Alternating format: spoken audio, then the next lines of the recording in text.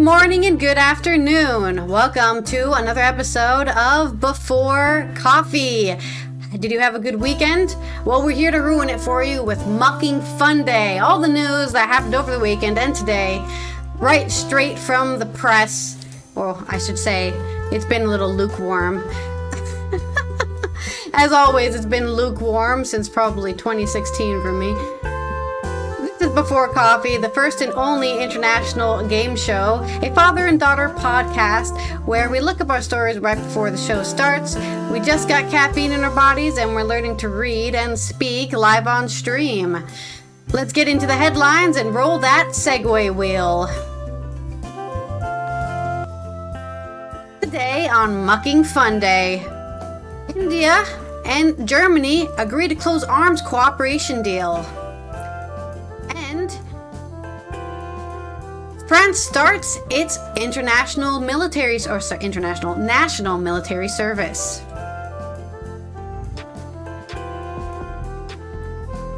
Greetings from the United States, where we see where X is facing a ban, the app formerly known as Twitter, by several countries. And there's more Epstein subpoenas.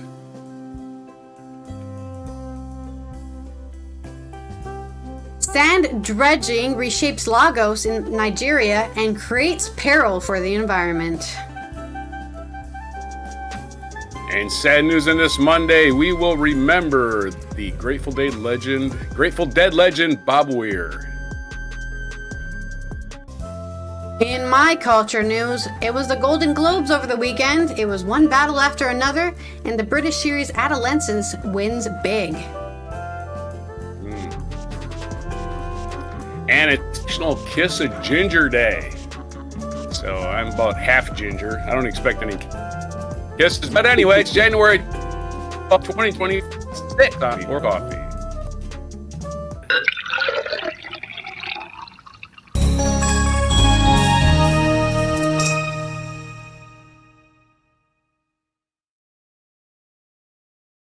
Mwah, mwah, mwah, mwah. Kisses, kisses, kisses.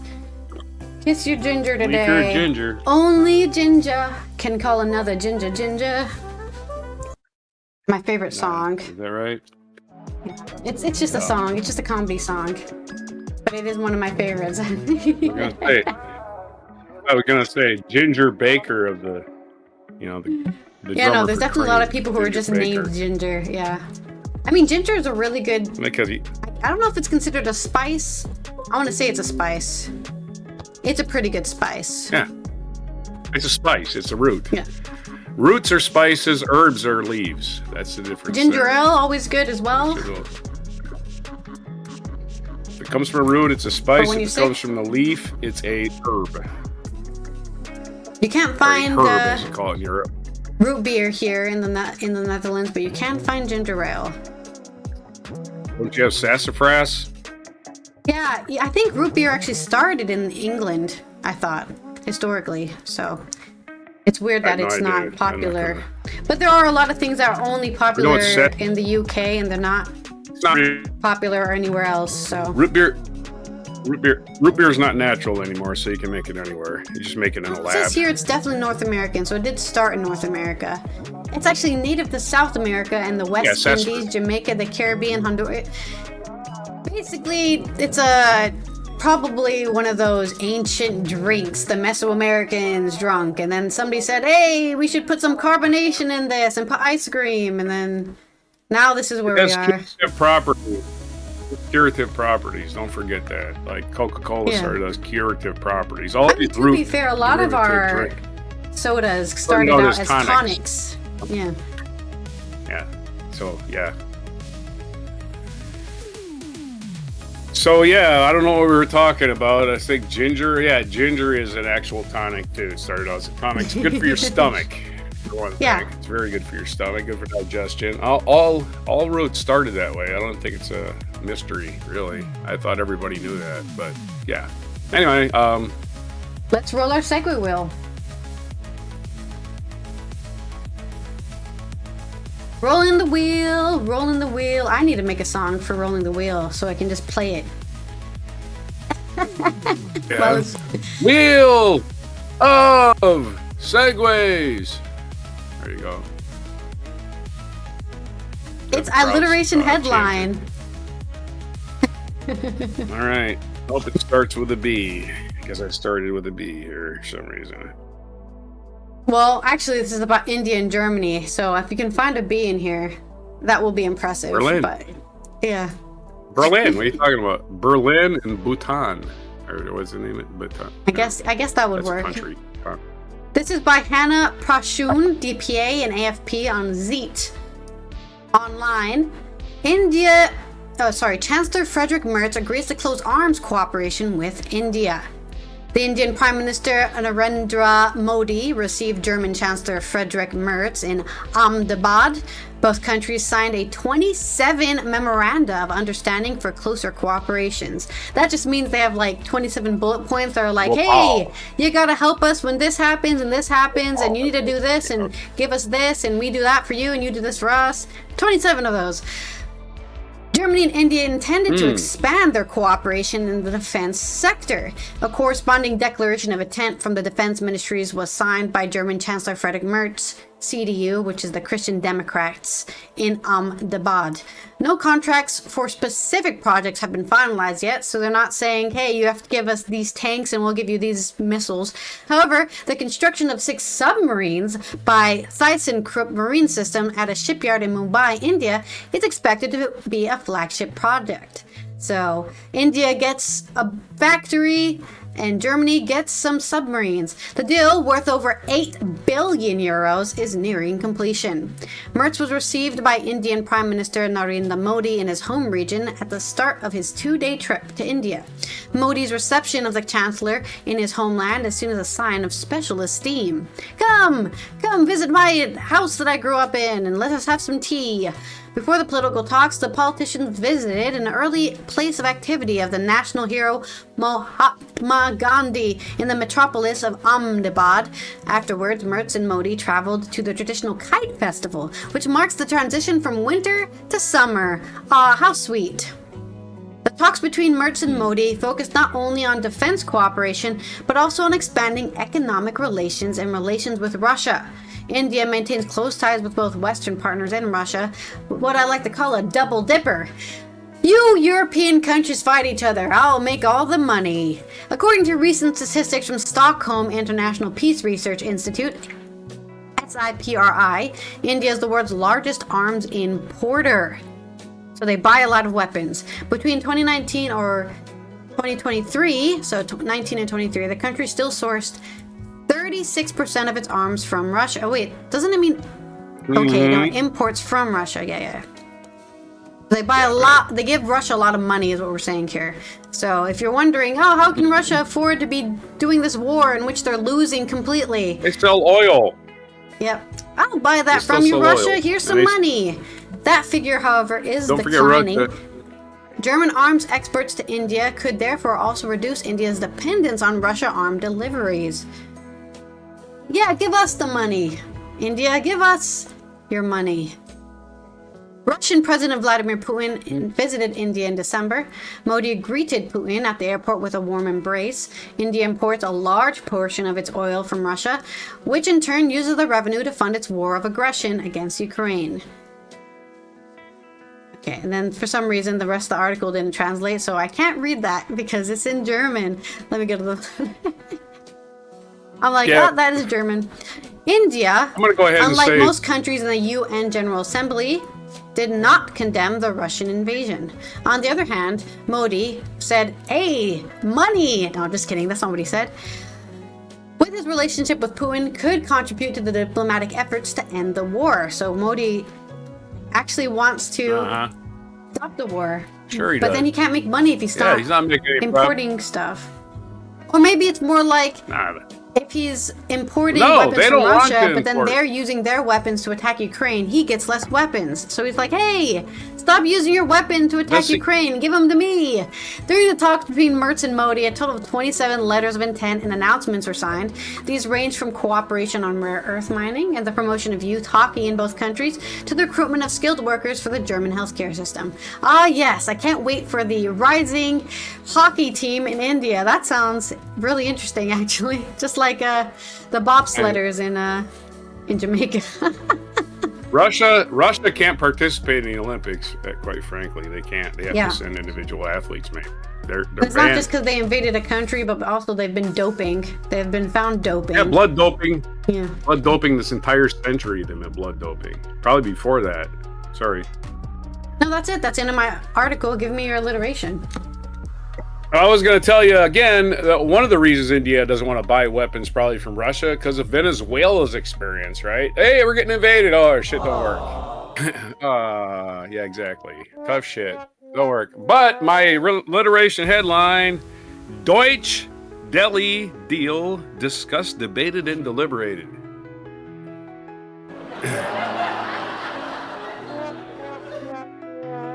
That's a good one. Hey. Deutsch. Let me just check my audio. It's not weird again. One of the 10 or 15 German words I know. There you go. Thanks to my dad. My dad knew German pretty well, and he would say German shit. I mean, a lot of English has a lot of German. It's a German brute language at the end of the day. English. Yeah, my grandmother was full of Prussian. Like my grandmother's Stuart Oldenburg, and she died when she was quite young. Like my dad was still in the army, like in World War II. I was right after World War II. Sorry about that. And but he did learn a lot of German from her, and he repeated it. I had no idea what he was saying a lot of times. No. But he would say But a it's lot. good to He would learn say- multiple in languages. They German. say you get Yep. smarter if you know multiple languages.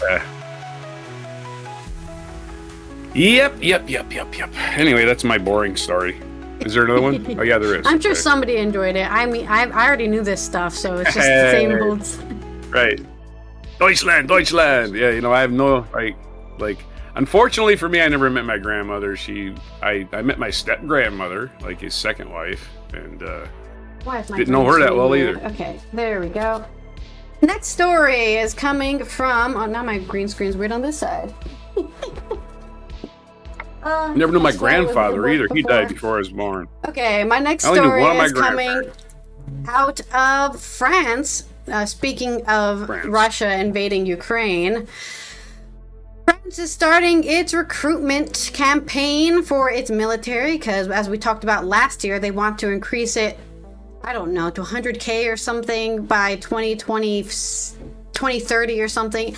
They'll probably tell us in the article. I can't remember the number, but they want to increase it by a lot by 2030. So they need to start recruiting. This is from Catherine Vautrin. General Fabien Mandin, the Minister of Armed Forces and Chief of Staff, unveiled the outlines for the plan announced in November by Emmanuel Macron on Le Monde. The Ministry of Armed Forces launched on the 12th of January, which is today, Monday, its recruitment campaign for young volunteers for a military national service on French territory, presented as a way to strengthen the army-nation link and to meet the needs of armed forces in the face of accumulation of threats.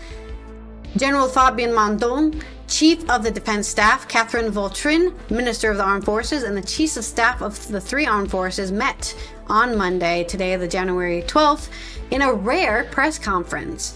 A campaign in the regional press on a specific website on social networks is intended to publicize the scheme, which will also be presented during the Defense and Citizenship Day, renamed Mobilization Day. So I guess you'll see ads on TikTok in French where they're like, join the French military today and become protecting your country from, and then it'll be like an angry Russian or something in a Ushanka hat going, ah! It's a 10-month service exclusively in France, so nobody's going to be sent off somewhere, right? No one's being sent anywhere. You just serve in the French military for 10 months in France. Well, I guess technically there'll also be overseas territories, like Saint Martin and all those other islands over there in the Caribbean, I guess. But other than that, French, right? Nobody's being sent to Germany. Nobody's being sent to freaking Ukraine. None of that. It must be young women and men aged 18 to 25 who are interested can apply until April to join the armed forces between September and November for a period of 10 months, exclusively in mainland France or overseas territories. There is therefore no question of sending those conscripts abroad, particularly in the event of a clash with the Russian army, as General Mandan envisions within a few years. His statements in November of 2025 has provoked numerous reactions, but choosing national service means participating in the protection of our citizens, of our country, in an environment that has observed to be uncertain, he stated today. At the end of his 10 months of service, the volunteer, well, his or her, they said women and men, but then they used the his gendered pronoun. At the end of their 10-month service, the volunteer can continue their studies, join operational reserve, or enlist in the active army. In any case, like all former military personnel, they will be placed on standby for 5 years in the operational reserve and may be recalled for a maximum of 5 days per year. Catherine Vautrin sought to reassure the public regarding the future commitment in the event of a conflict. The option of general mobilization requires a vote in Parliament. It would truly be under extraordinary circumstances to have not occurred in our country since the Second World War. Imagine voting in the Parliament to start a war. That's crazy. I know some people who would never do that. Integrated into the units after a month of basic training, the conscripts will participate in strengthening our nation's resilience. According to General Mandon, they will be trained to react in uncomfortable situations, to act without an organized, cohesive, and strong group. Act within an organized, cohesive, and strong group, where everyone, regardless of their social background, personal history, opinions, or religion, sums under the same uniform, according to the principles of equality, fraternity, and fairness, and where merit rewarded, he emphasized. Okay, so the women don't have to worry about working together with everyone, right? Because it said only fraternity, so that's just me being a smartass. The conscripts could serve as a drone pilot or infantryman in the army, provided protection for an airbase, or be training simulator assistants in the Air Force, or even embark on a ship for 20% of the conscripts in the Navy. 30 years after the suspension of conscription, the introduction of this voluntary service, announced by Emmanuel Macron in November, is part of a longer-term evolution towards a more hybrid army model, according to Ms. Vautrin. 200,000 active military personnel, 47,000 reservists, 80,000 in 2030, and conscripts. I thought it was around 200, but I wasn't sure. So right now, their goal is to get to that number by 2030, 80,000 in reserves. So, and I think they just always want to be at 200,000 active at all times during this period. But the goal is to get to 80,000 in reserves by 2030. In 2026, the Armed Forces plan to enlist 3,000, 1,800 in the Army, 600 in the Air and Space Force, and 600 in the Navy. Then 4,000 in 2027, 10,000 in 2030, with an ambition of 42,000 in 2035. So yeah, so right now, they have to get their ass in gear. Because if they are only at, they need to get from 4,000 to 40. Right? But in 2 years, they want to be at 4,000 in their reserves. Or I guess every year they want to, no, sorry, I'm getting confused. So they want to enlist 3,000 this year, then 4,000 next year. That will be 7,000 in total. Then 10,000 in 2030, which will be 27,000 in total. And by 2035, they want to have 20 more thousand enlisted for 2035. So that's how they're going to do the numbers, right? It's going to add up. So they're going to increase how much they enlist every year until they reach their 42,000 total. The young volunteer will be selected based on their medical fitness, motivation, and suitability to the needs of the armed forces.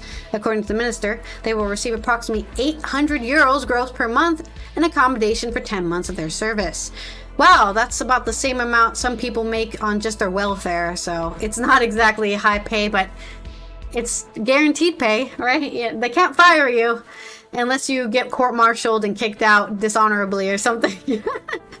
Approximately 80% of those like selected will be between 18 to 19, so they're focusing mostly on young people so they can serve longer, and their time in uniform will be considered a gap year in their studies, and their university applications on Parcoursup will remain valid. The remaining 20% will have more specialized profiles, engineer, data analyst, nurse, and will be able to serve until the age of 25 with the rank of officer cadet, the first officer rank. This will cost about 2.3 billion euros just paying the payroll, equipment, clothing, and accommodation for the period of 26 to 30, of which 1.4 billion is for infrastructure and 150 million euros in 2026. They have to build all the houses slash barracks or whatever to keep these people in so that they can actually, you know, when they need to call them, they're not in the street somewhere or something. But there is your update on the French mobilization of their military forces and their plans, I guess, for 800 euros is about minimum wage. Not exactly like I said, it's a not that much. mobilization. It's about as much as you'd make on welfare, but it's guaranteed. They can't take it away unless you get kicked out. I think that actually you got to go somewhere for a moment. Yeah. The headline should read: French finds forces for future foods. Yay! Yay! Sorry, I wasn't ready to. There's Yay! I mean, I know people make memes about France being a terrible military, but historically they've been great military. I mean, they were always fighting the UK all the time ever since Rome fell. So. I mean, the Gauls were the ones fighting Rome. Well, other than Napoleon. Yeah. And they're always Napoleon was great. He only won one battle. He only lost one battle, and that was because everyone teamed up against him. And that might not have been Napoleon. There's a theory that says after first time he was sent off to an island, he died there, and they just replaced him with another guy that looked like Napoleon. I feel like that's a theory. I feel like he was a pretty famously looking guy, but it's like Bigfoot. You know the short guy, throw a uniform on him, and he wasn't short. He was actually like 5'11". So that's also a misconstrued. Okay. Historical and again, fact. doesn't really take away from my point. My point is you gotta look like it. And it would have been easy. I mean, they accused the Beatles of it, for crying out loud. And that was with TVs around and everything. Okay, so let's do the next spin, I guess. For your story. Yeah. Paul McCartney can be accused of being a fake. So can the second note after he, what was it, Elba or St. Helena? His first exile. They had to do a second exile. Next segue is one sarcasm. of them was Elba and one was St. Helena. Sarcasm about Napoleon. No, it's going to be about Elon Musk and his awful app, which used to be called Twitter. This is some social media. Today.com, Andrew Hutchinson. X faces bans in several regions over Grok-produced images. Apparently, one of those images was one of Elon Musk's own children being AI faked into, sexual acts. Yes. Like, this is online porn, everybody. This is now online porn. It's not even real porn. Not just online porn, online child porn, which is incredibly more illegal. Right. I'm just saying, you get people's images, turn them into for everybody's enjoyment, and people are not going to put up with it anymore. Hopefully, Elon Musk gets banned everywhere, starts losing money, gets destitute, and has to go to prison because that's where he belongs. Just ban Twitter everywhere and then save us the fucking drama, please. Okay, I won't even ask for 13 uses for Twitter. I will ask for one use for Twitter. I can't think of one. There's several social media apps out there. You don't have to use Twitter. It doesn't serve any purpose. You can go on any social media and talk to people. You can even post stuff. Facebook sucks, but it don't suck as bad as Twitter. Anyway, let's see. On Friday morning, X restricted Grok creation to pay or use his own. Okay, anyway, that's just a title. We need one of those days with 0 days without incident signs for X because we're just 9 days in a new year. You know them signs at the factory, right? They're giving this no context. So you got a factory, they'll have a big sign, they'll say, they have a blank square with no number in it, and then the rest of it will say, say it's 42 days without a safety incident, right? Okay, so context. It says we need one of those blank days without incident signs for X because they're just 9 days into the new year and we're already on track for another international incident sparked by Elon Musk's freewheeling approach to technological development. As has been widely reported, X is currently under scrutiny for several regions due to the AI Grok's chatbot producing sexualized images of anyone, young or old, at the request of X users. The fact that Grok image generation is so readily available to Composer, the problem. However, as reported by Weir, it is actually far worse on the dedicated Grok app, where thousands of non-consensual nudes are being generated every day. Indeed, according to the research commissioned by Bloomberg, Grok at one stage early in the new year was producing over 6,700 images every hour that could be categorized as sexually suggested or nudifying. Elon Musk has acknowledged this issue, but has thus far put the onus back onto users, saying that any illegal content that's produced by Grok is responsibility of their requesting user. All you gotta do is take away that capability, you pile of shit. Well, just ban them. Just ban them. They don't serve any purpose. Ban them. Twitter, the world without Twitter would be the same tomorrow as it is today. Nothing would change. But that's addressing the concern. X could be facing full bans in several markets. Exactly. Yeah. Elon Musk is acting like, oh yeah, you know what? The people that use it are the ones doing it responsibly. It ain't my problem. Blah, blah, blah, blah, blah. I just get all those guns out of the street and all the people used it improperly. It ain't my fault. Yeah, right. You know, okay. All the guns in the street with ammunition. Thus far, India's IT industry X with an official order to take corrective action addresses Grok generation concerns relating to seeing pornographic, vulgar, indecent, sexually explicit. That's not enough. Malaysia's Communications Multimedia Commission has issued a public statement. Not enough. Indonesia's Communication Ministry has threatened to ban X and Grok. Threatened is not enough. French authorities have announced an official investigation into sexual alleged defects in it. Still not enough. Britain's Ofcom has issued a request to X outline what steps, requests, demands, pressures, blah, blah, investigation. Still not enough. All you got to do is say, you're no longer welcome in our country. Good luck to you. Now go fuck yourself. That's what they should be saying. Nobody needs X. It doesn't serve any purpose. There's no reason for it to exist. Why are you allowing it still? If somebody else owned it, you would have banned it by now. All of these could lead to full bans on X in each region, it should be, while some have also questioned why Google and Apple are continuing to host it. Thank you, Google and Apple. I do have an X, what it is, posted on there. I only did it to and then when I found out that basically everybody in the human race was on Twitter, what it was called at the time, I said, I'm not going to get through to anyone. Nobody's going to give a shit posted about my book, and I just forget it. Yeah. For time. Originally, you just started in out the adding your UK specifically, friends, and then somebody would hit like a viral moment, and then that doesn't happen anymore. It's all bots. Yeah, I didn't even. I was like, I give a crap if anybody knows I'm on Twitter. I don't want to be on here.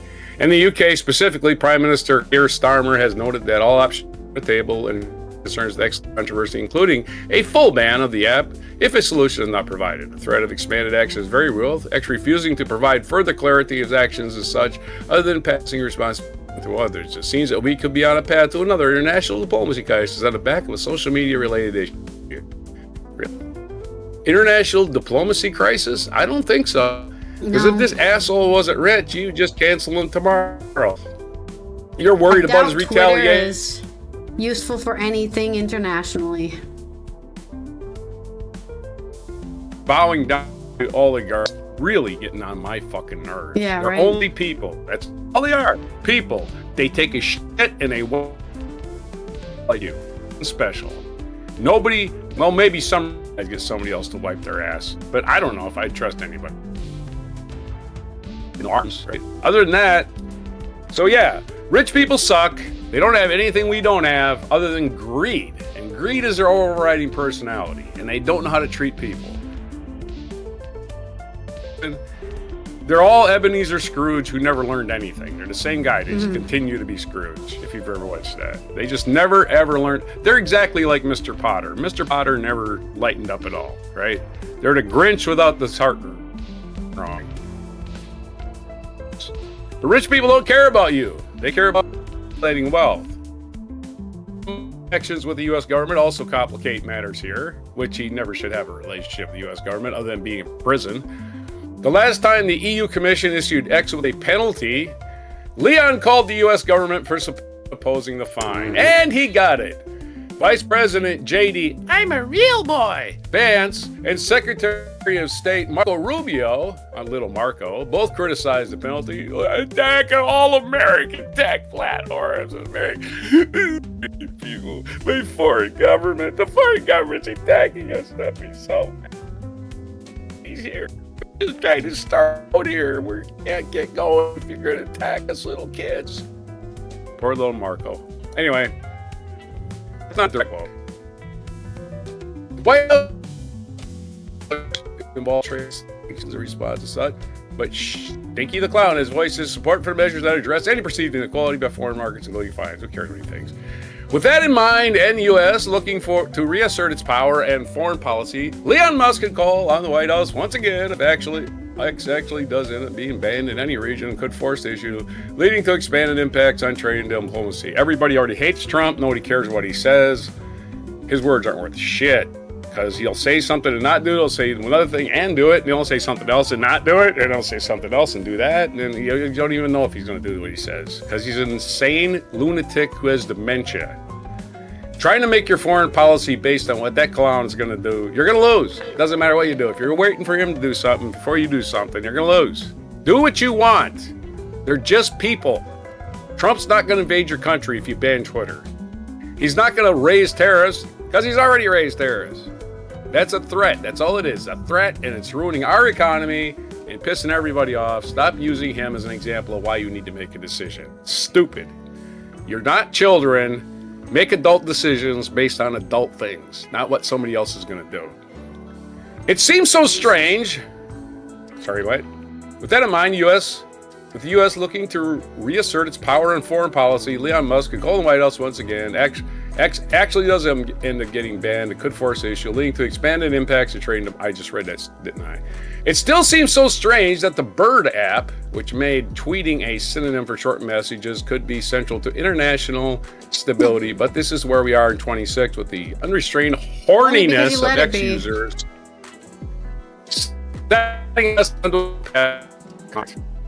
I don't know about you, but I think it should be banned in the United States. I know that's not going to happen.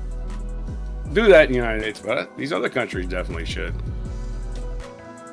We didn't even ban TikTok, and everybody was against it until they were for it. Remember that? We're gonna ban TikTok. Oh yeah, they got money? Hey, give me some money. I love TikTok. It's the best.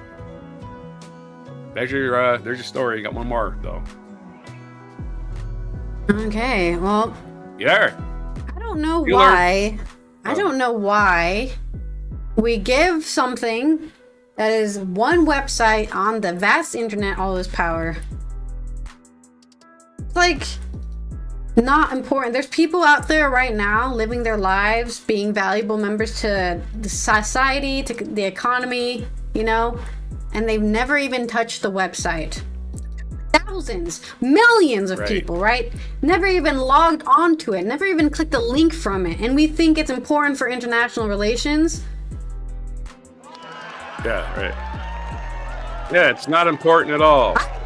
Here's my sarcasm. What? I wish I was on the drugs that these people are taking, so I could live in their reality, where Twitter is detrimental to diplomatic international relations. Because I want to be that high. I want to be high that I'm like, whoa! I'm in a whole new universe. Twitter used to have common sense when they banned Trump. right? And then Stinky the Clown took it. Leon Musk took it over and unbanned him. No, it's not. It's even before that. I used Twitter when it came out. Doesn't even go on I think it was on the Colbert Show or something. The guy who made Twitter was like, "Yeah, I made this cute little thing that uses, the 144 data that's not used by radio. The guy who that's what it was originally intended for, the guy who started right? Blue Sky.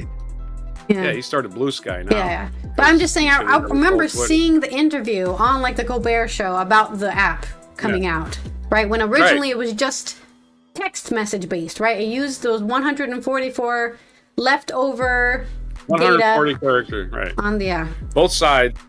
Yeah, if you don't know, the reason Twitter even exists in the first place is I used to wonder about this a long time ago. Like go to I worked in a lot of equipment sheds, and all these equipment sheds have telephone equipment in it. All right, so on each one of those data ports are a bunch of unused lines on this side of the data and a bunch of unused on this side, and they did not, either one of them add up to 128. So they just never got used. Twitter came in and used them, but they limited you to 140 characters because that's how much data room they have. Of course, those days are long gone. Those days are long gone. They've pictures and shit now, right? Of course, obviously, you can fake porn on Twitter. There you go. But back in the day, it was a great idea. The guy made a shitload of money. He should have shut it down. And that would have been the end of it. But you can't shut something like that down. And Twitter, by the way, has been a news source of American media ever since. Like, I don't know what year. Did you see this thing happened on Twitter? It must be happening to everybody in the whole planet. I doubt it. Yeah, right. I can just go on Twitter. You realize all these reporters do not realize I can just go on Twitter and read it for myself. You reporting it is not make you a reporter. You're just a lazy person going on the internet, just like me. You found something that somebody posted that anybody could have found, and it is not newsworthy. And they keep doing it to us day after day, especially with Trump. Trump is so fucking used to gaslighting these clowns every morning on Twitter, ever since he was forever gaslighting them in the morning, and they just report it faithfully instead of the real news. That's all we get. Bullshit gaslighting every morning, years and years, and they want to news them seriously. You're all a bunch of clowns. Nobody watches the news. Next story. Okay, next story. Two stories. Sorry. I have two stories. Sorry, everybody. I'm just tired of the news media being such fake, passer honors of propaganda, basically what they do, and wasting everybody's time. We're going to talk about some more Epstein subpoenas if they follow through. We'll see. They better follow through. This thing passed oversight. Well, let's do a real story about it. Let's ranking member Robert Garcia. This is from the House Oversight Committee, House.gov. Ranking member Robert Garcia's statement on focusing subpoenas of co-conspirator Les Wexner and Epstein estate executors Darren Indyke and Richard Kahn. Who are these people? There's people that were keeping track of where the money was going, and one of them was actually giving money to Epstein. He's basically this old rich guy, and he's been accused of raping a girl.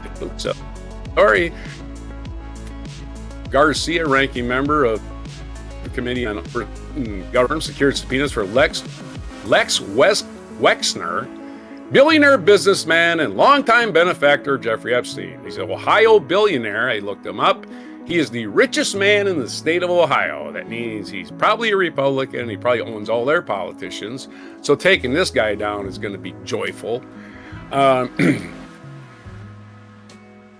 Darren Indyke and Richard Kahn, the executors of the Epstein estate, during an oversight committee hearing. The links to the text of the three motions for the subpoenas can be accessed. There's a couple of links there for subpoenas. These subpoenas for Jeffrey Epstein's estate and billionaire benefactor. Enormous step forward in our investigation to deliver justice for the survivors and for the American people. Oversight Democrats know how important it is to follow the money and identify anyone that enabled Epstein's horrific abuses and illegal activities. We're now one step closer to ending this White House cover-up, said ranking member Robert Garcia. During a full committee hearing on the House Oversight Committee, Republican Congresswoman Anna Paulina Luna proposed several motions for subpoenas in the interest of advancing the Epstein investigation. Robert Garcia offered amendments to add subpoena for several key targets in the Epstein investigation. These included Les Wexner,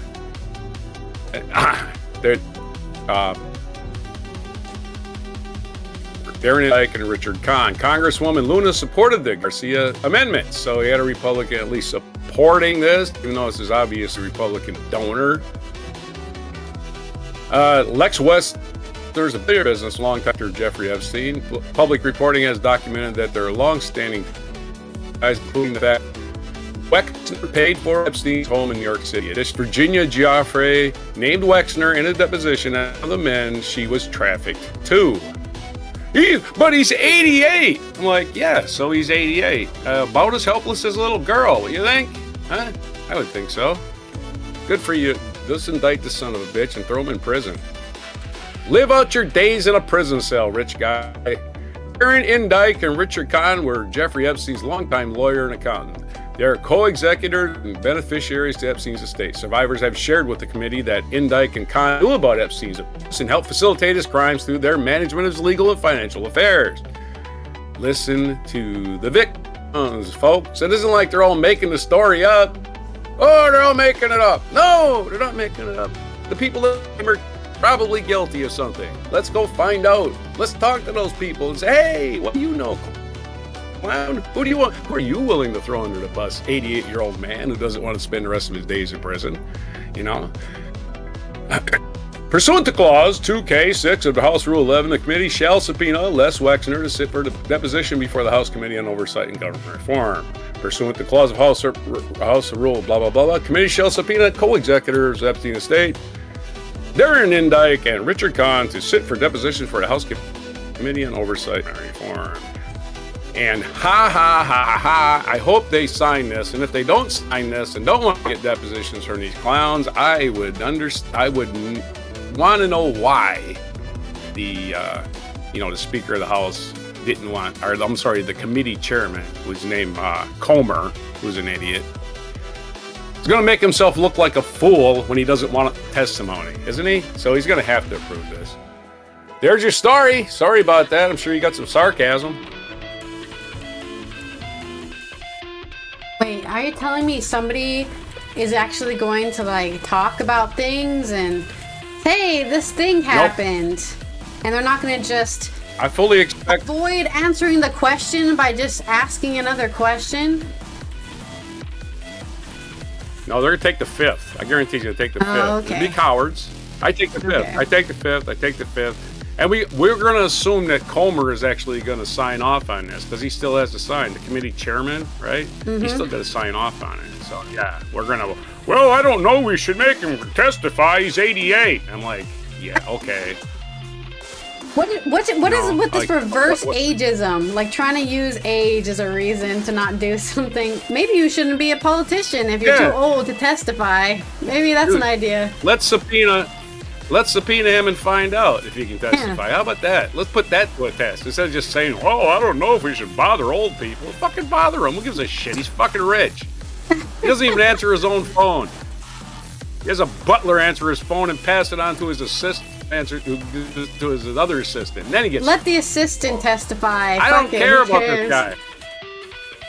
Yeah, I don't care if he shits gold. He needs to testify. Hey, I got another story later. I'll hit you up. You got another story. Let's spin the wheel. Oh, you're spinning the wheel. Okay. No, I was like, what? A third one? How stacked up is this? Let's roll the wheel. It is Tell a Joke. My story is coming out of Africa. Or Lagos, not Africa. Wait, is Lagos in Africa? No, sorry, Lagos, Nigeria. So it is Africa. Yeah, I don't know why I second guessed that. Yeah. Nigeria. This is by Grace Ekpu, coming out of Lagos, Nigeria. Beneath an 8 lay on AP News. This is on AP News.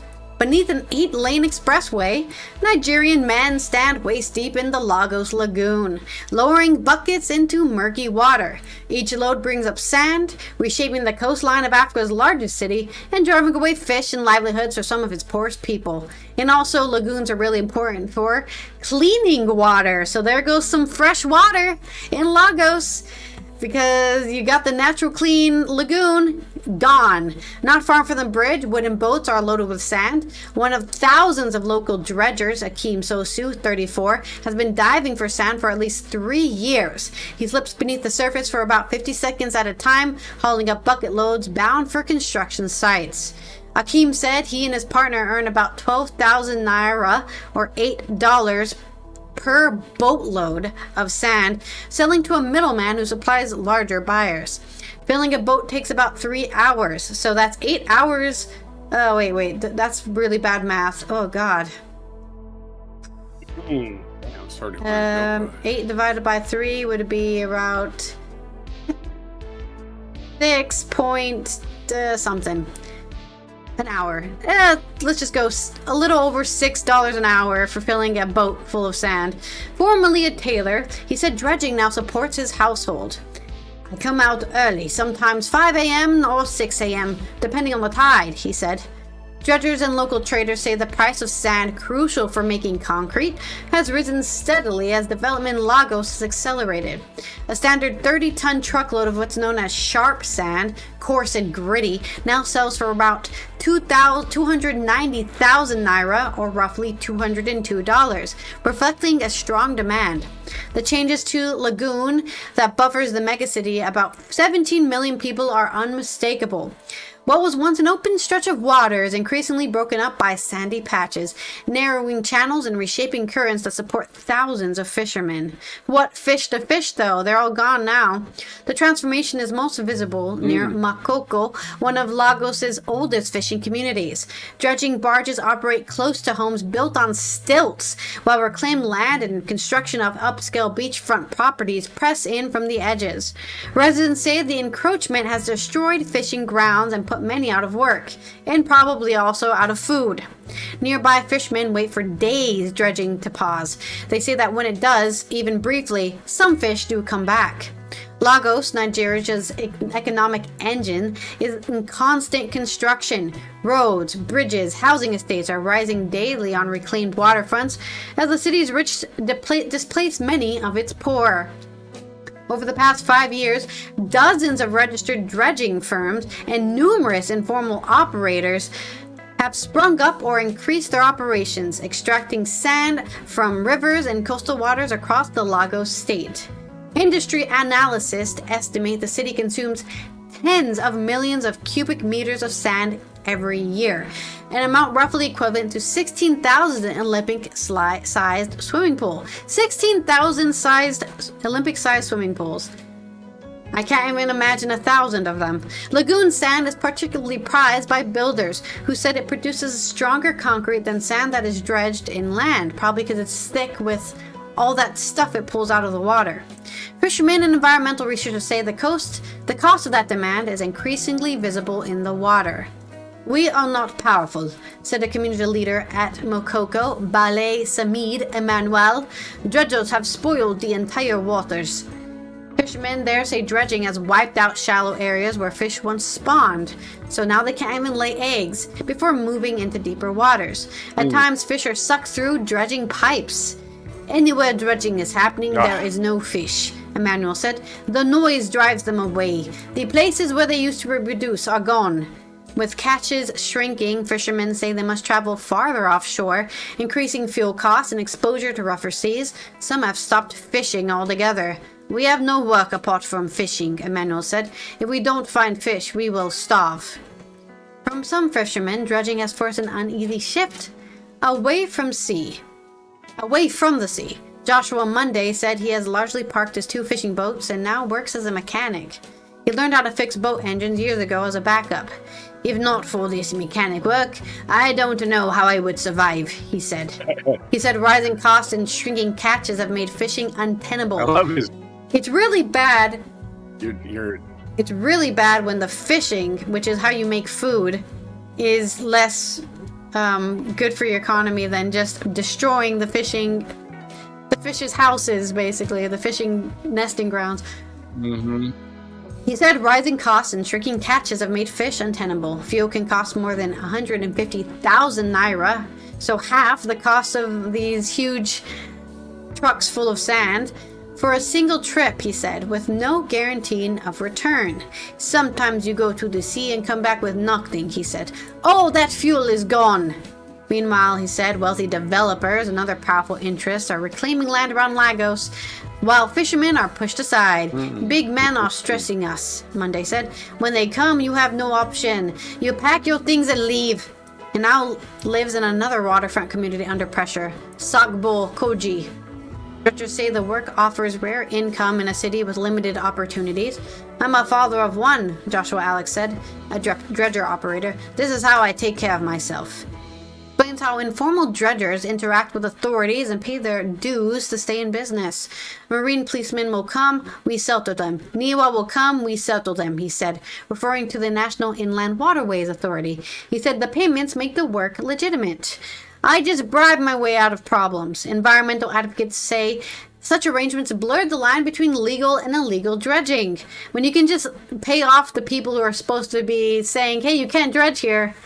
Whatever, it's all legal, allowing operators to resume work shortly after enforcement actions. Lagos state officials, including Governor Babajide Sanwo-Olu, have repeatedly pledged to clamp down on illegal dredging, especially operations that are blamed for worsening flooding, erosion, and other environmental degradation along the coast.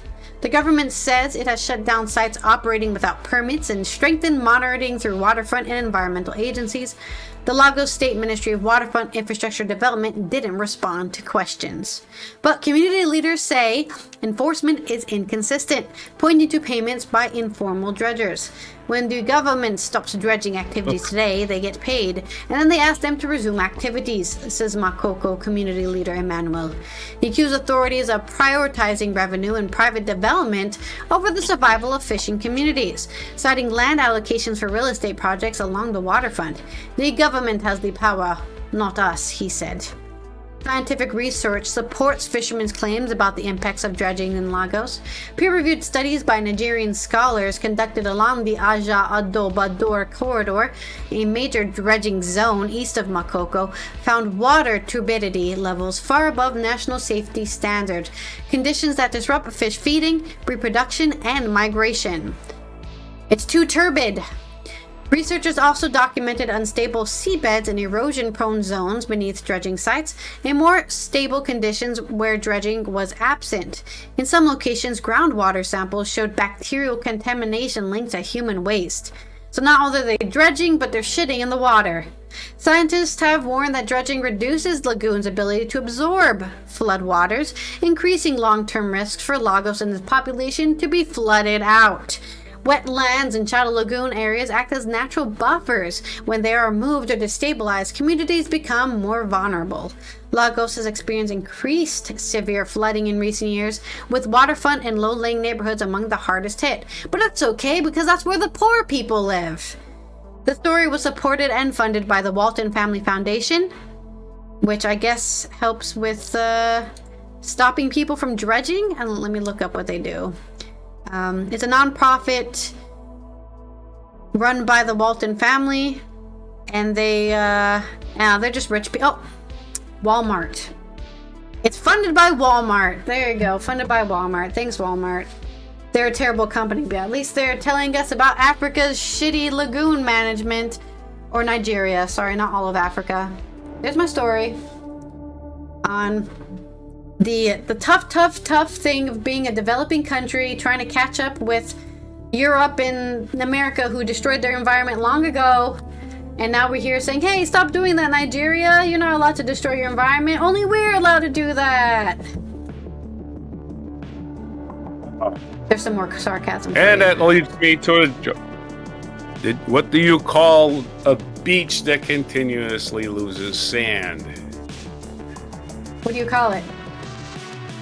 A shore loser. There's your joke. Where's my... There you go. Man. I'm doing it. It's delayed. It's delayed. Delayed rim shot. Oh. By the time I hear you telling me the joke, it's been 10 seconds, I think. All right. So. Next story. That's my only story there. The Thank you for your joke. And let's roll the segue for your obituary, I guess. Well, I have two stories, but I forgot to read the headline on the other one. But it's a shorter one. Oh, okay. I will give you an alliteration headline. All right. This is about the House Judiciary Committee. Remember, Jack Smith testified a couple weeks ago behind closed doors. Well, here's some news from the Hill. Rebecca Beisch. I'm going to the Hill. I don't normally use them, but they can't get this wrong, right? House Judiciary Committee Jim Jordan said he will invite former special counsel Jack Smith to testify publicly about his investigation into President Stinky the Clown. A source familiar said the former prosecutor could appear as soon as this month. The move comes after Smith sat for more than 7 hours of closed-door testimony with the panel, arguing he had a strong case against the president, spurned not out of political animus, but out of Trumpy's own actions. Yeah, Diaper Donnie was trying to have his cake, eat it too, shit it, and eat it again. While Jordan had never ruled out potential testimony from Smith, he previously rebuffed multiple calls from the prosecutor to allow him to publicly testify. Jack has been clear for months. He is ready to and willing to testify to answer questions in public hearing about his investigation into that Orange Monster alleged unlawful efforts to overturn the 2020 election and his mishandling of classified documents, said Lenny Brewer, Smith's attorney, said in a statement. Politico first reported the development. So the Hill, they got scooped on this, and they're giving Politico, which is basically the same paper, just different writers trying to slant it to make the oligarchs look good. Special counsels traditionally appear for public hearing once they've submitted their final report. Smith's volume on January 6, 2021 was released before Trump took office, but his report on the Mar-a-Lago legal documents remains tied up in a legal battle as the president continues to oppose its release, which is completely horseshit. Rep. Jamie Raskin said the insistence on a closed-door deposition backfired in historic fashion for the GOP. Smith's testimony confirmed that his office had a rock-solid case based on irrefutable evidence that Trump engaged in criminal scheme to overturn the 2020 election and willfully retained highly classified documents after leaving office, Raskin said in a statement. Even with many hours of private testimony, Republicans could not lay a glove on Jack Smith, his evidence, or his case. That will not change now they finally heeded our call to have him come testify publicly. Jordan's team released a 255-page transcript of Smith's deposition on New Year's Eve. Throughout the conversation, Smith said he believed the assembled if I accused the former president based on same facts today, I would do so regardless of the president, Republican or Democrat, is what he said. So Jack Smith's going to publicly testify sometime this month, they say. And let's have this alliteration headline for that. My alliteration headline is Behind Lincoln Seal, Chief's criminal catalog compels countless creeping investigations. I couldn't think of a word for investigation. Consultation. Countless creeping consultations. There you go. Okay. There we go. All right, then. Right, now so we're our going to talk story about the Grateful Dead. As Jerry Garcia said goodbye to us way back in the 90s, Bob Weir kind of carried that on. You know, they just keep touring. Grateful Dead, you just keep on the road. And now Bob Weir has said, we're losing rock stars every week, it seems like. So they're getting to that age. HollywoodReporter.com, Bob Weir, Grateful Dead co-founder, dies at the age of 78.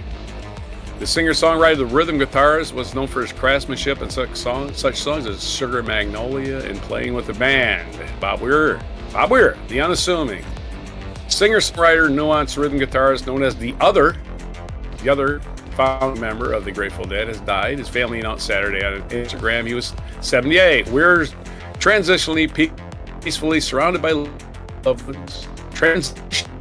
Peacefully surrounded by loved ones after courageously beating cancer as only Bobby could. Unfortunately, he succumbed to an underlying lung issue. So, didn't beat cancer. Tie. You know, cancer doesn't kill you. It's a tie because cancer dies with you. So it's like, oh no, I killed my host. He was diagnosed in July, but returned to his hometown stage at the next month for a 3-night celebration of 60 years of music at Golden Gate Park. His family added, Bobby will forever be a guiding force whose unique artistry reshaped American music. His work did more than fill rooms with music, warm sunlight that filled the soul, building a community, a language, and a feeling that family and generations can carry with them. Every chord he played, every word he sang was an integral part of the stories he wrote. There was an invitation to feel, to question, to wander, and belong. As a leader of such bands as Dead and Company, Phil Lesh and Friends, Further, Rat Dog, and Wolf Brothers, Weir carried on the Dead's legacy following the sudden death of bandmate Jerry Garcia in 1995. Asked in a 2014 interview of Vanity Fair if he takes psychedelics still once in a while, the forthcoming rock star replied, not much. Every now and then, I haven't done it so much recently, but over the last decade, for instance, if one of the bands I'm hanging with and all the guys you want to take mushrooms, I'm not going to, I'll go there, but not a whole lot. Weir and lead guitarist Garcia formed the Dead in 1965 with Ron Pigpen McKernan, who was in the 27 Club, Lesh, Bill Kreutzmann, Phil Lesh on bass, Pigpen was on keyboards and harmonica, Phil Kreutzmann on drums, and wrote or sang on such songs as Sugar Magnolia, Playing in the Band, Truckin', Throwing Stones, Let It Grow, I Need a Miracle, One More Saturday, Let It Rain, Mexicali Blue, Hell in a Bucket, and Cassidy and the other one, to just name a few. Hell in a Bucket. I may be going to hell in a bucket, but at least I'm enjoying the ride, was what he said in that one. The last one, which appeared on the Dead's second album, 1968's Anthem of the Sun, became perhaps Weir's most widely performed tune. In 2014 documentary about him, directed by Mike Feiss, titled The Other One, The Long Strange Trip of Bob Weir, executive producer Justin Kreutzmann, Bill's son, it premiered at Tribeca's Film Festival. Bob Weir took a lot of LSD, but it's probably the hazards of being in Grateful Dead, because I don't know if anybody realizes this, but the Grateful Dead came to your town. They brought the acid with them because their lighting director was the guy immortalized in the song Kid Charlemagne. I can't think of his name right now, but he had the best acid around. Everybody else's acid could not compete with his acid. He had the best acid. Everybody was taking his acid. Everybody was tripping on his acid. Everybody at Grateful Dead concert was tripping. Don't worry about it. If you were there, you were tripping. Just by here, some acid. Okay. So yeah, there's a Grateful Dead. It's a long, long, long biography. I'm cutting it off because if you're not a Grateful Dead fan, you're probably saying, who? What? What's the why? But again, wait, who was this? If you know, you know. Was he the singer or like one of the musicians or? Co-founded the Grateful Dead with Jerry Garcia, and he was a rhythm guitar player and sang on a you weren't paying attention, obviously, because he sang on all the songs I listed. So. Okay, so he's one of the singers. Yeah, one of the main singers, leaders of the band, co-founded the band. He wasn't just a guy in the band. Bob Weir, rock star, does not indicate singer, well-known rock star, not just an anonymous guy, but like I said, if you've never heard of the Grateful Dead, then you just went right by. So, I mean, I've heard of him, but I don't know anything about him. So, can we have an alliteration headline about Grateful Dead, perhaps? I'm still creating one. Okay, well, I guess I could read more biography since I guess I'm the only one listening. These cookies are cookies. We're talking about cookies. The Dead in their first album, the self-titled Warner Bros. Effort, followed the years with such LPs as 1969's Live Dead with an immortal rendition of Dark Star that lasted more than 23 minutes. Two stellar 1970 studio efforts, Working Man's Dead and American Beauty, 1977's proggish Terrapin Station, and their first album for Arista, In the Dark, containing a touch of gray, a hit on MTV, and the first track to make it in the top 10 of Billboard's pop charts. They didn't have a pop hit until 1987, instead of being around for 20 years. Although they made money hand over fist, and if you don't know anything about the Grateful Dead, the record companies came to the Grateful Dead and said, "Hey, you guys, we got this great recording contract. Here's our terms." And the Grateful Dead said, "We don't like your terms. We got a nice gig working here at this ballroom. We work here all the time. We got a nice gig. We don't need your recording contract." So the Grateful Dead has always recorded their music on their own terms. So that's why it's very important to understand that the Grateful Dead did not fall for the record company bullshit that they could have. A lot of bands did. They said, "Oh my God, they're giving us $7. And then they never get anything, right?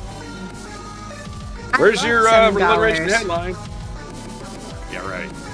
Here's my alliteration headline. Pour your heart into music and get $7 for it. Yeah, everybody wants that. Beloved Bob's you make more money bittersweet battle bravely bends, I guess. Okay. He bended to cancer. Are you all right? You doing okay? You just, I mean, you all right? Huh? Seriously, are you okay? You okay? Why are you asking that? I'm so confused. I'm like, that was like, let's go. Next spin, I guess. Okay, next spin.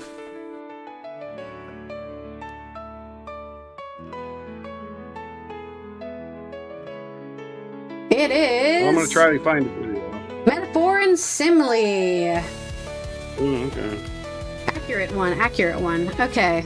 This is my culture news coming out of Euronews Culture. It was the Golden Globes over the weekend.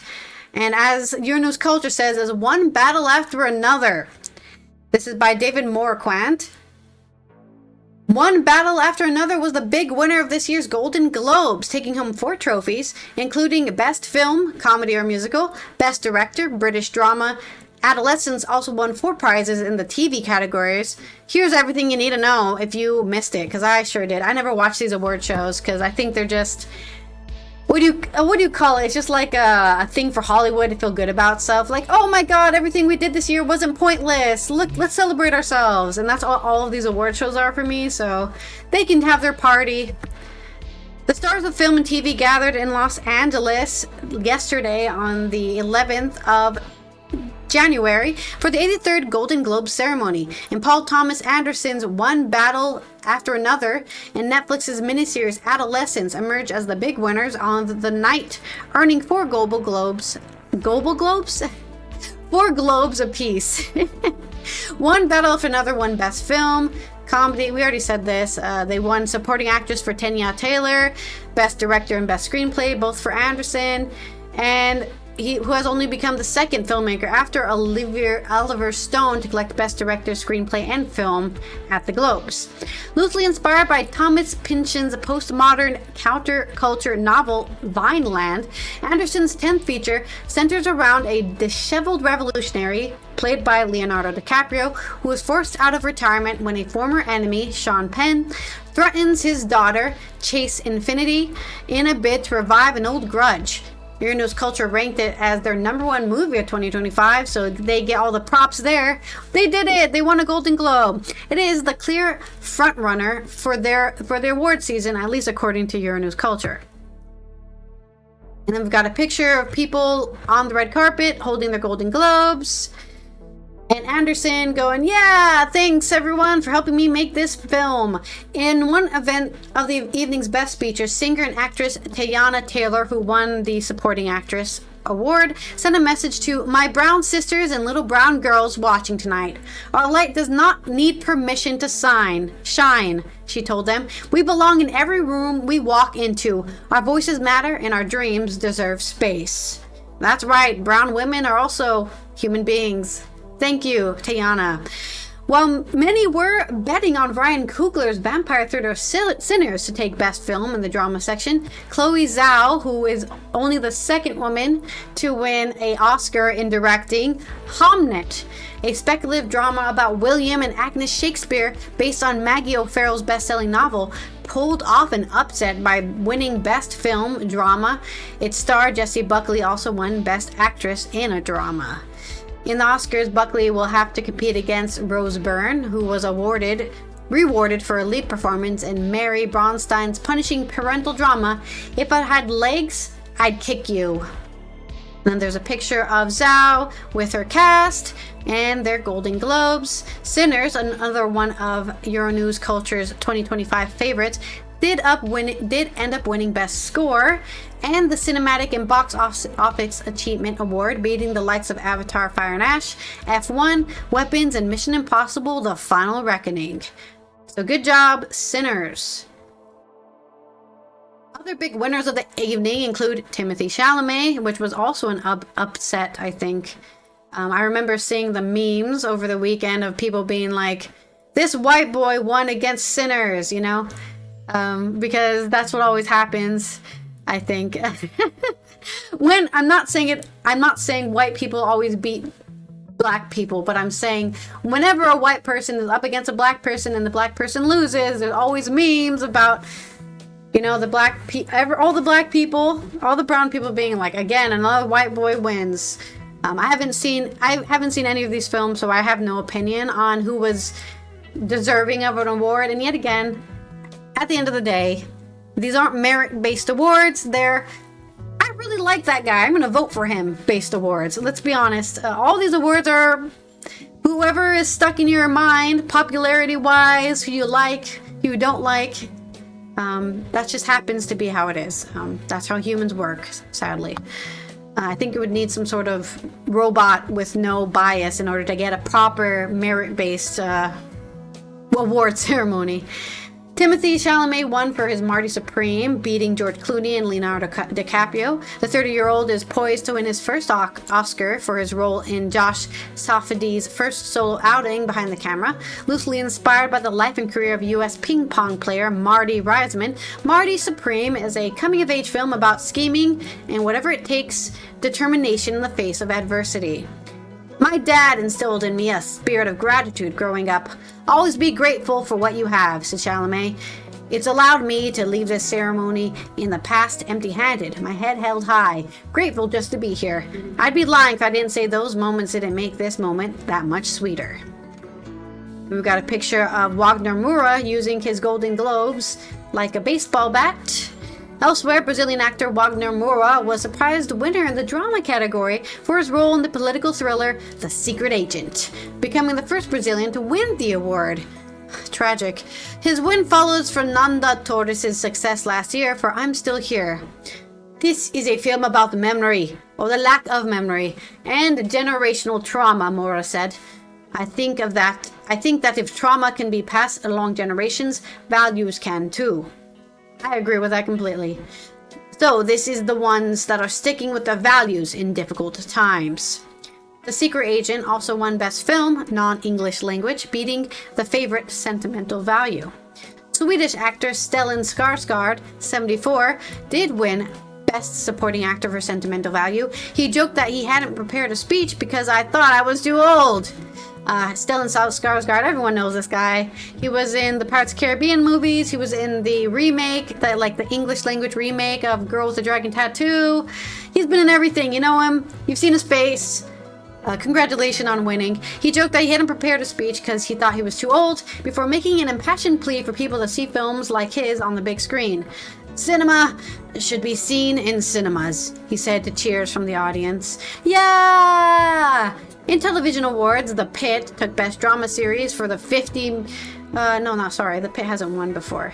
Well, Netflix's Adolescence won 4 awards: Best Limited Series, because it was more of like a mini-series, an acting award for Aaron Dougherty, Stephen Graham, and 16-year-old Owen Cooper. Cooper told the assembled A-listers, I'm still very much an apprentice. I'm still learning every day. I'm still learning from people that are sitting in front of you and sitting in front of me. Adolescence writer Jack Thorne delivered an impassioned speech, reminding the audience, "Some people think our show is about why we should be afraid of young people. It's not.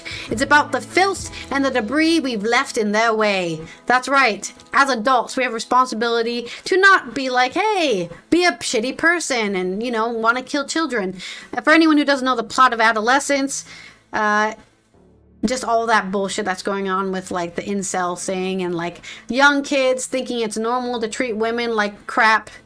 Or girls even, right? Their fellow girls in the same age as them, right? Like crap, because adult men tell them women don't deserve respect and they should just give you sex all the time. Other winners include Rhea Seehorn for her stunning performance in Pluribus, John Smart for Hacks, Michelle Williams for Dying for Sex, and Seth Rogen's The Studio, which picked up 2 prizes. And that's the highlights of this year's Globes, which saw the introduction of the podcast category, with nominees drawn from a list of the 25 most listened to podcasts. Amy Poehler, a former Golden Globes host, ended up winning the inaugural award for Good Hang with Amy Poehler, which I have seen some clips from that show, and it's really funny. And she gets people to say things you wouldn't see them. She gets people to be frank, because she's a pretty frank person herself. She's very straightforward, so congratulations on all the winners. You can go look up the full list of all the winners and the nominees if you want, because I'm not going to read them. It's going to take 20 minutes to read all of them.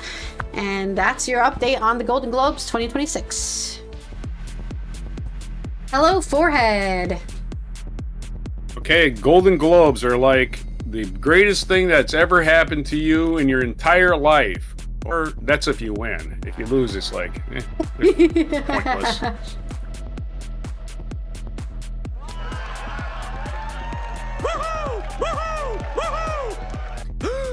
Just a sexist in what we like to call a circle jerk. Yeah. Circle jerk of celebrity. That's what the award shows just are. Great. They're so amazing. Yeah, I do wish they would have mentioned the kind of drama that happened on the red carpet, like Leonardo DiCaprio was being unhinged or something. And then, of course, Mark Ruffalo said something about, the world's fucking shit, and don't forget that the world's shit just because we're having a fancy party. Something like that, he said. Oh. I should probably look up his actual quote. I kind of want to look it up because I know he said something not that cynical, I think. Yeah. I want to see what he actually said. It doesn't matter. It doesn't matter. If you wanted to watch it, you would have watched it. No, it's not about it's not about watching it, but what he said, because I think what he said was important. Sure.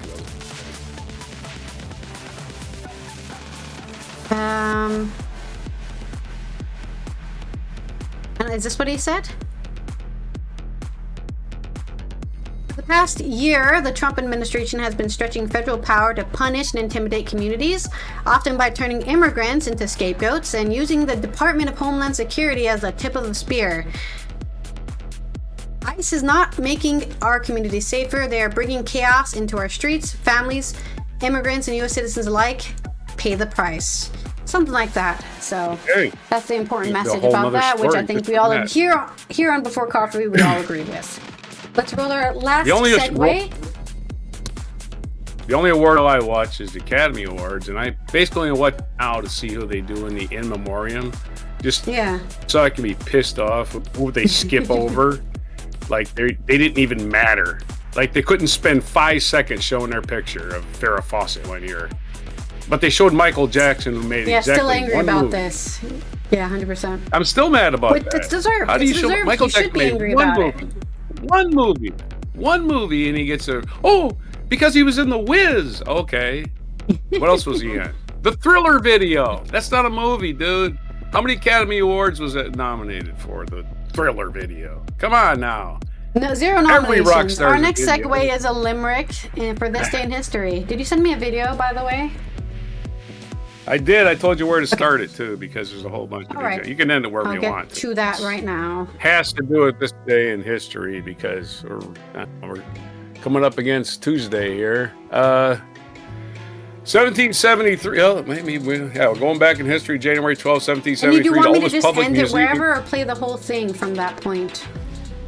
It doesn't matter to me where you end it because I didn't watch it past that first clip. So, 1773, the oldest public museum in the United States, was established in colonial Charleston, South Carolina. Its original purpose was to promote the better understanding of agriculture and herbal medicine in the area.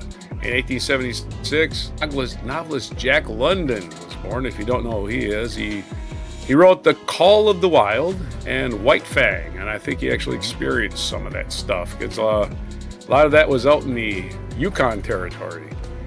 In 1879, the Anglo-Zulu War began this week as the British sought control over Zululand in western South Africa.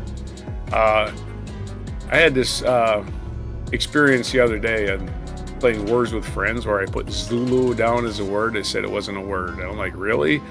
After watching my opponent put words in there that don't have any vowels in them and they couldn't define them for me, I spelled Zulu. I just lost it. I passed all my turns after that. I was like, forget this game. I'm not playing this anymore. You gotta refuse actual words, but just make up words that aren't even words. You can't even define them. You're gonna allow them. Anyway, that's my little sidebar on that. The Anglo-Zulu War. We were talking about Nigeria, right? Well, yeah, the British found gold somewhere, diamonds. Oh, we better have it. Speaking of diamonds, in 1916, P.W. Botha was born. He was the president of South Africa from 78 to 84. And again, well, he was prime minister of 78 to 84, president of 84 to 89, when the apartheid was finally disassembled at some point in the 90s. He was, all right, in the 80s or late 80s, early 90s, whatever that was. Nelson Mandela was the leader. 1932, Hattie Ophelia Caraway became the first woman elected to the U.S. Senate. Doesn't say what state she was from. I think it might have been Montana. Not exactly sure. Yeah, 1960, the British. Tell you, but then you have to go back. No, it starts playing music and shit, and I'm not doing that. 1960, the British government formally ended the state of emergency and declared in Kenya more African interference. We own your country, boys and girls. Now do what you need to do. Anyway, the British government formally ended the state of emergency and declared in Kenya response to the beginning of the Mau Mau rebellion in 1952. The conflict killed an estimated 20,000 people. Just the British being colonial bastards. We're going to do stuff to you, and you can't do stuff to us. The British way. 1966, the live-action TV series Batman premiered. That's why we had that video coming up. On ABC, a huge hit, starred Adam West and Cape Crusader and Burt Ward as Robin. It was a very funny show. It was hilarious from start to finish. The Batman movies suck because none of them are funny. Well, once in a while they're funny. But I was like, yeah, the Batman movies are nothing like the show. I was like, I'm so let down by the Batman movies. Every single one of them sucks. Sorry if you think Batman movies are great, but I'm sorry. That show used to be funny. They turned it into this freaking awful dark drama. Yeah, I get it. The comic books are probably dark, but nah, I didn't want to see that. I never want to see any more Batman movies because they've ruined the franchise for me. 1969, quarterback Joe Namath guaranteed a victory in New York for the New York Jets over the Baltimore Colts in Super Bowl III. I think the Colts basically didn't take them seriously and got their ass kicked. It was only a 16-7 score. 16-7 is not exactly a drubbing, but the Colts didn't do anything in that game. They did nothing. In 1971, the groundbreaking television series All in the Family debuted. 55 years ago today, quickly be known for its frank and satirical treatment of sensitive and important topics. 2005, the U.S. space probe Deep Impact was launched. A few months later, shot a 370-kilogram mass into the nucleus of the comet Kempe the First in order to study its cometary structure. That's pretty cool. That happened 21 years ago. So we've been slamming into comets for 21 years. 2010, a magnitude 7 earthquake devastated Haiti, killing more than 300,000 people, according to the country's official account, creating a prolonged humanitarian disaster. One of your first internet rallies to support the people. Remember that? 2010. Oh, the Haiti. Of course, by now, with humanitarian disaster, since then, we've Gonna probably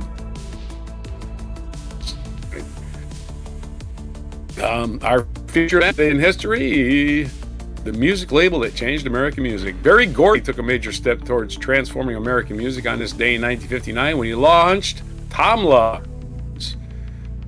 Robinson and the Miracles signed as their first act. Tamla soon merged with Gordy's other label, Motown, to form one of the most influential music companies in American history. Now, Tamla Records is where I bought my Stevie Wonder. So Stevie Wonder never stopped recording on Tamla, even though he was a Motown guy.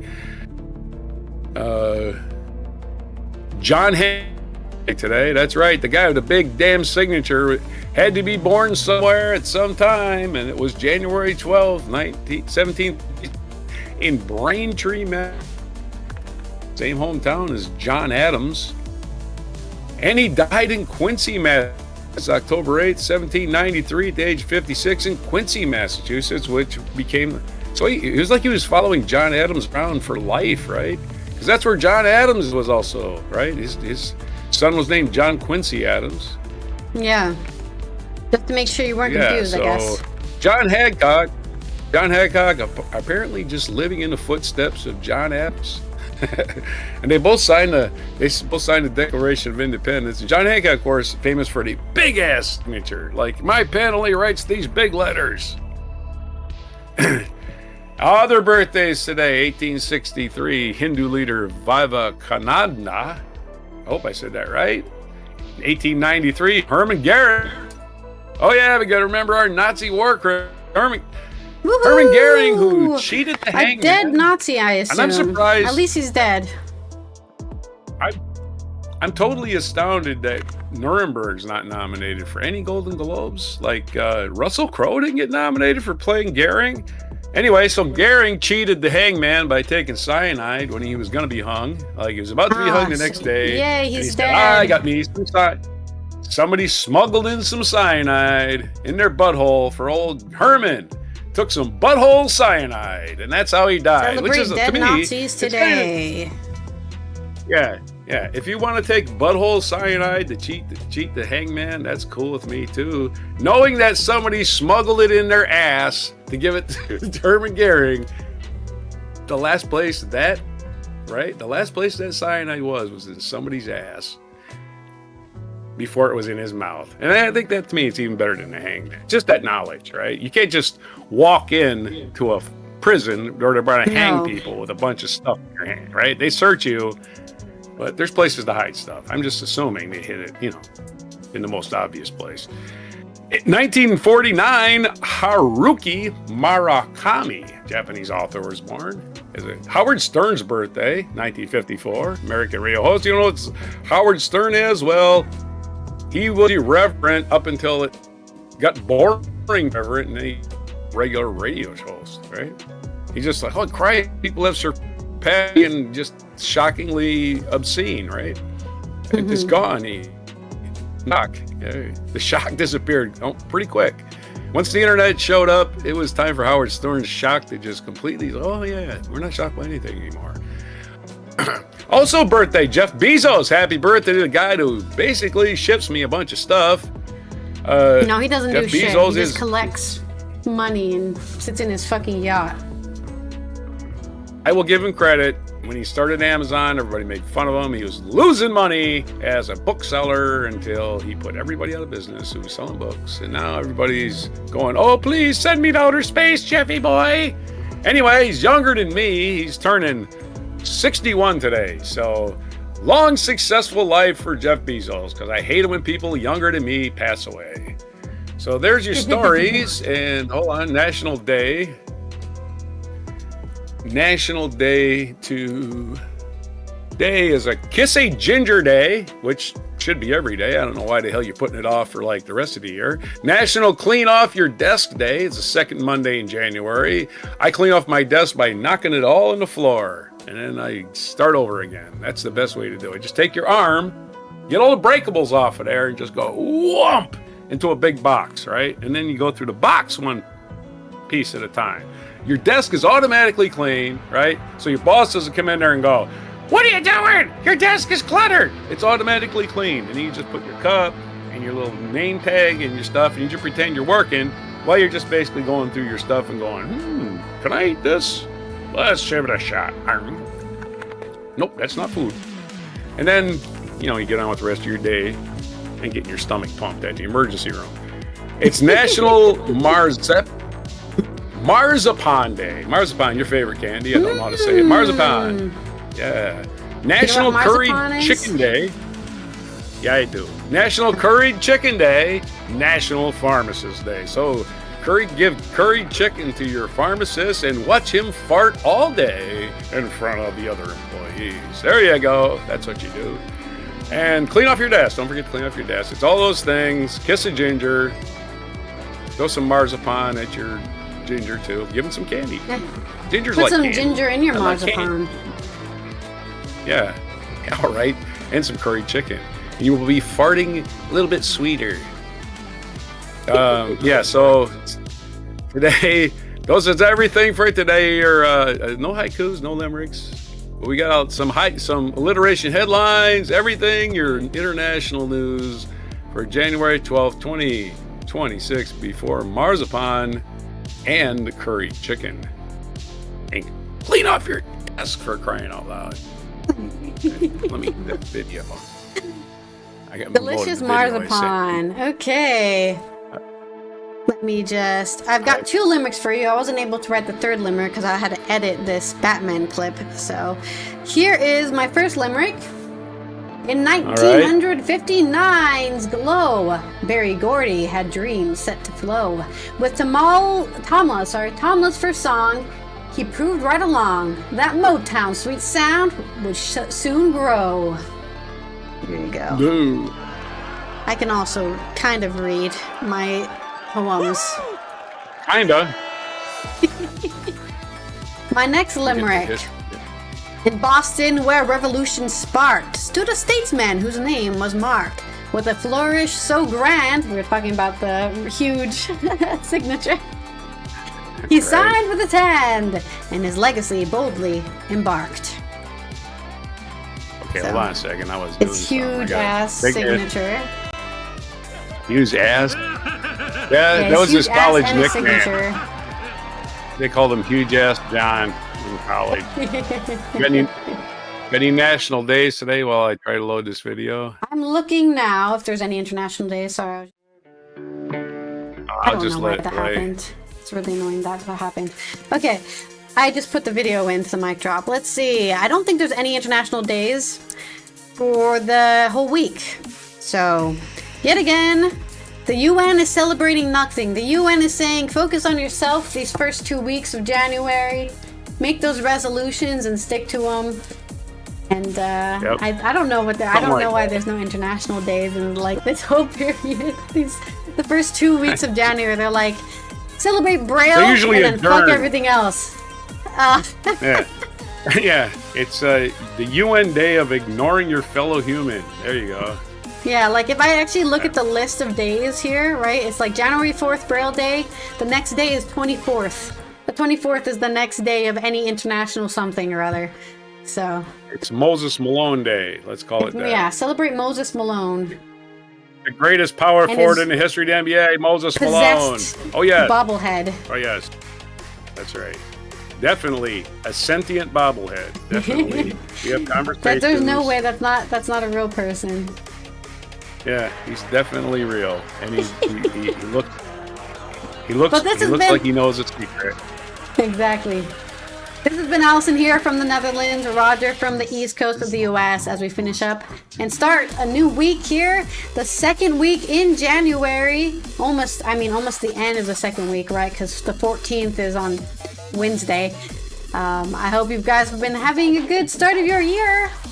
And we will see you tomorrow for Good Tuesday to give you that good news you need to hear in this turbulent time that we live in, to give ourselves hope in humanity again. So don't forget to subscribe. Please subscribe to the Before Coffee podcast channel. We need more subscribers over there. I appreciate everyone who's subscribing and following me on Twitch, but if you can just quickly take some time in your day to go subscribe to the Before Coffee channel so YouTube knows that people like this They're show on- and enjoy watching it, we'd greatly appreciate that.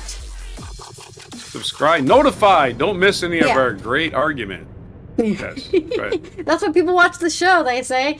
And yeah, of course, turn those notifications on. And you can support us on Patreon for as low as $1 a month. Here is our comedic mic drop moment.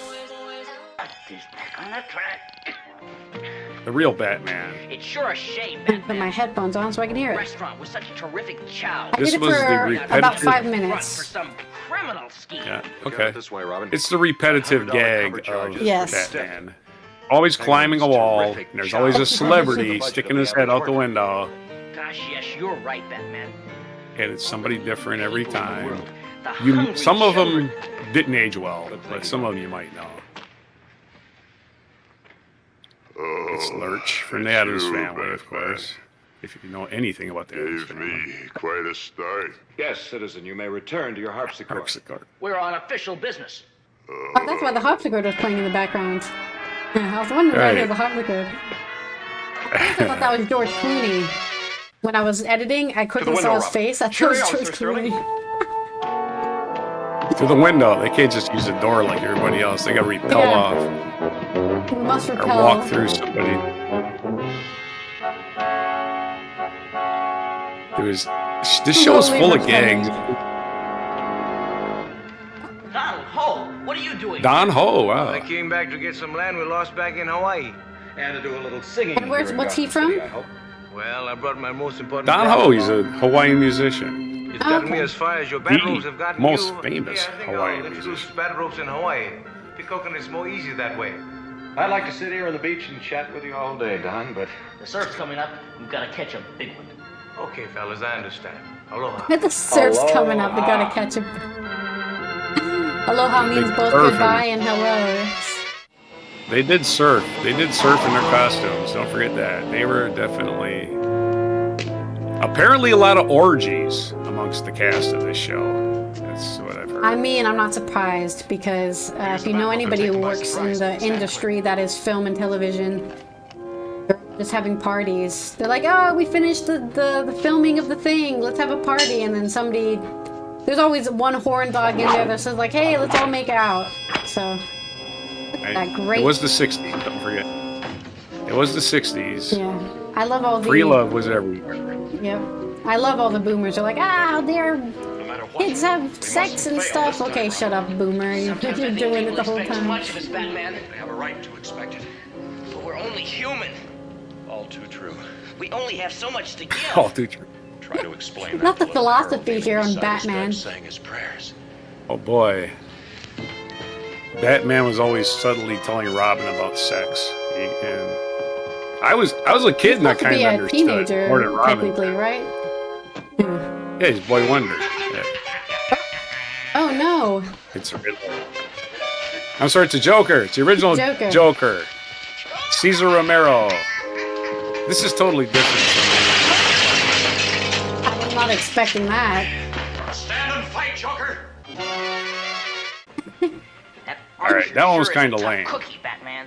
Stale is We need better. I mean, I Celebrities. think that one was supposed to be funny because of the weird who are you? philosophical. Oh, here we No go. one Gotham City. He's from Philadelphia. How did you know? You dipped your I know who dip this thumb. is. Oh, it's Dick People Clark. from Philadelphia. Dick Clark. Clark. Okay, he looks American different. Batman Bandstand. and Robin. New Year's Eve. Right, New Year's Rockin' Are you a Eve. vocal Yeah, he group? looks a bit different now, Yeah, or I beg your pardon. when Yeah, I he- last saw he's him. dead You might be now. a singing Yeah. duo, you know, the outfits and all He's that? older by He the was time I think barely I was alive. Deputized officers of the law.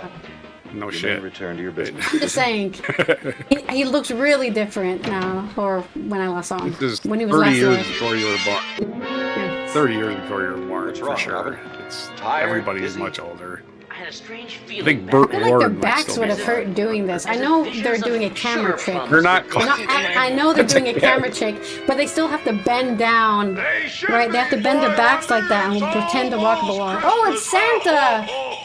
Welcome to Gotham City. For Mr. 30 Claus. seconds, though. It ain't like the longest Call me climb in the Santa world. Claus, Batman. Everybody else does. Say, you tell me where the Batcave is, and I'll leave a little present in your stocking. If you can't trust Santa, whom can Sounds you like a trust? villain move. We can't tell you here, Mr. Claus. Good question. We'll telephone you at the North Pole on the bat phone. Good, good. I'll get to the bat cave if I have to slide down a bat pole instead of a chimney. Merry Christmas! A bat pole. Merry Christmas, Santa. And say hello to those 8 tiny reindeer for us. I will. Not the jingle bells just Tiny going on incessantly. Everybody. Oh, no, he winked. He's actually a villain the whole time. Yeah, We're sure taking a chance, Batman. yeah, Santa's been doing the snow, it looks Soles like. of your boots slippery? Heck no. I mean, when we put the fake jewels in Miss Star's safe, take the real ones out, we could be nailed as crooks. That's a chance we have to take, Robin. And one of these is going to be Don well-ordered Rickles, society. I'm pretty sure. Protection of Well, I private think we're property not going to is see that essential. one. Yes, you're right, Batman. Probably not. That's the keystone of all law and order. Let's go, Jim.